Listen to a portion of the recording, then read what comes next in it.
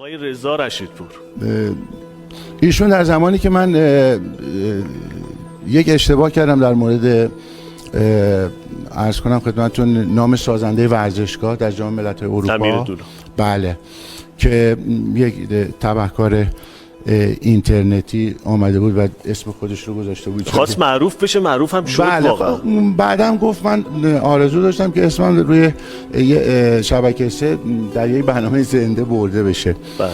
و با این کارش خب البته من یه چیزی رو خدمتتون عرض بکنم. حالا من ایشون این رو عرض بکنم، یکی از همکارانی بودن که در واقع به شدت من رو آزرده کردن.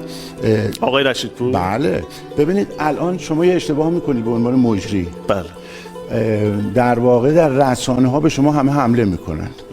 آقای حمید ترابیان این اشتباه رو کرده در برنامه عطسه.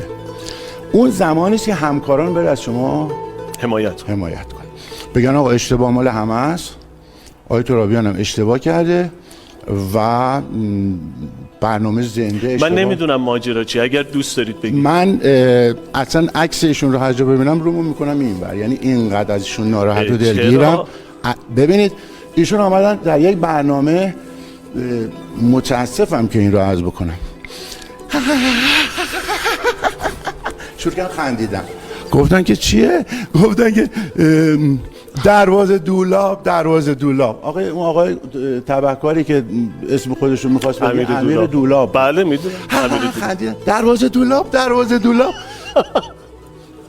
بعد من در واقع بیانیه دادم در رسانه ها و به شدت اعلام انزجار و تنفر کردم از کسانی که از همکار خودشون حمایت نمی‌کنن. بله خیلی هم بیانیه تند و تیز، بیانیه بسیار تند و تیزی دادم،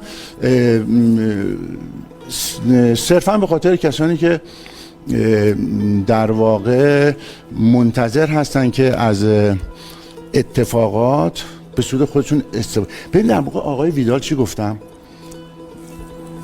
ایشون دنبالش چیه که بیاد همکار خودش رو قش بخنده، ها ها ها ها ها اینجوری دروازه دولاب. که چی؟ دنبال چی هستی شما؟ مجری که هستی، چون من ندیدم نمیتونم واقعا. برنامه که تهیه کننده که هستی، مجری که هستی، پول که خوب در میاری در تلویزیون، روی آنتن هم که هستی دائم. شما میای شخصی مثل من با این کسوت، با این اعتبار، با این سن و سال این کار که میکنید کار درستیه؟